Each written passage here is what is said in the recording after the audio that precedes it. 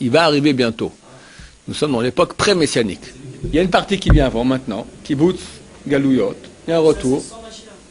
Il semblerait qu'il y a une partie qui se fait sans Mashiach. Mashma comme ça dans les Cheskel. C'est marqué dans les Cheskel que Gog ou Magog va revenir et va attaquer Israël, les montagnes d'Israël sur lesquelles sont revenus un peuple affranchi du glaive. Le peuple qui était dispersé dans le monde entier sera revenu en terre d'Israël. Mashma avant que Gog ou Magog vienne, il y a déjà un retour en terre d'Israël. De plus, c'est marqué que la terre d'Israël doit donner ses fruits. Donc c'est vrai qu'il y a un mouvement dans ce sens. Maintenant, il faut le finir, que tout le monde vienne, tous les juifs du monde entier, ça, comme Mashiach peut faire. Comme Mashiach vient, il y a un dévoilement très grand de Dieu, c'est fini. On ne sait pas l'ordre. On ne sait pas l'ordre. Donc, comment savons-nous que nous sommes très proches de cette époque-là? Premièrement, retour en terre d'Israël. Deuxièmement, comme il est marqué dans la Gemara, dans Sanhedrin 97a, a dit Rabbi Abba, tu n'as pas de fin plus clair, de signe de la fin plus clair que celui-là. C'est un verset dans la Cheskel 36 qui dit que la terre d'Israël va donner ses fruits de façon abondante. Comme dit Rashi le Maharsha, la terre d'Israël est une terre qui est extrêmement fertile et bizarrement pendant 2000 ans d'absence d'occupation juive, elle refuse de donner ses fruits. Elle est un désert aride. Et tout à coup, bizarrement, les goïms ont appelé cela le miracle agricole israélien, la terre donne ses fruits. C'est bizarre. Aujourd'hui, on exporte dans le monde entier. Hier, j'avais un problème à table. J'avais des fraises à table. Et du kiwi. Allez, est-ce que je fais la bracha shahayano ou pas? Ben, on ne sait pas.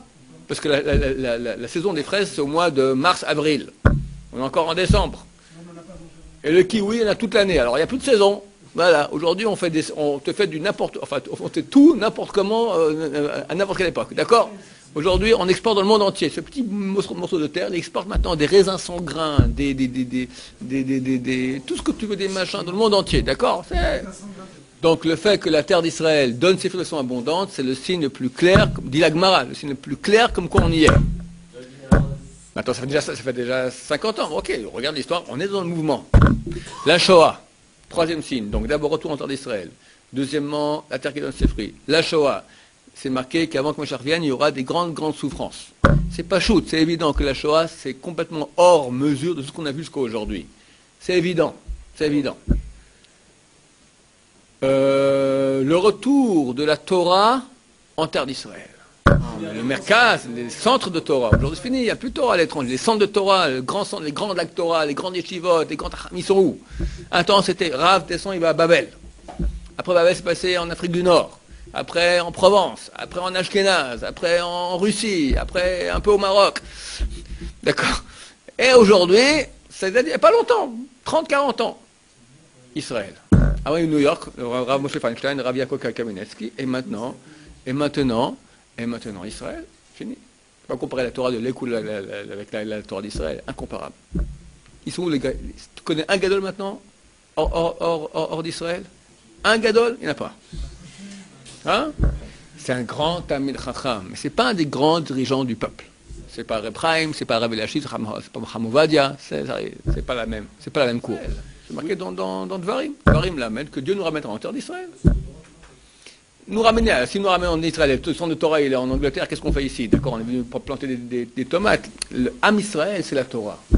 C'est ça, Am Israël. Quand la Torah revient, c'est que Am Israël revient. L'assimilation, ça n'a pas à contresens de cette... C'est certain que ça a un contresens. Et c'est marqué beaucoup de choses mauvaises avant que Mashiach vienne.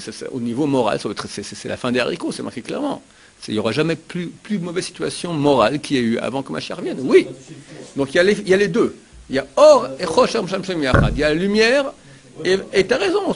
Et tout doit pourrir.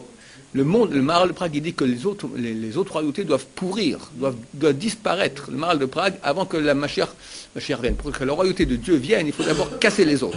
Elle se casse. La crise économique, la crise morale, les familles qui pètent, la débauche, il n'y a plus rien. C'est un très bon signe. D'accord? Mais attendez que ça commence vraiment. La crise économique et tout ça, on va être comme ça. J'ai un élève qui a fait transmettre un don pour la Shiva. Il a donné à la Shiva un petit lingot d'or. On peut tenir 3 jours avec Bert Hashem. Quand il n'y aura plus de l'euro, rien, plus rien du tout. Alors on veut manger. Qu'est-ce qu'il y a? D'accord? L'or. Tu veux que Mashiach revienne? Commence toi maintenant à travailler toi. Elle est plus kadosh. Maintenant c'est Shovavim. Vas-y, faites tchouva. Ces jours-là, messieurs, si Mashiach vient cette année ou l'année prochaine, c'est la dernière fois on a Shovavim, maintenant tat. On a les 8 semaines. C'est le tikkun, après c'est maintenant. Après c'est trop tard. C'est le grand tikkun. Travaillez là-dessus. Travaillez là-dessus. Comment? Plus de Torah, pas de la shonara, pas de parler de filles, pas de regard, pas de pensée. Au maximum. C'est dur. Le SRA, il se bat. Tu te bats. C'est là qu'on gagne. C'est là la grande bataille.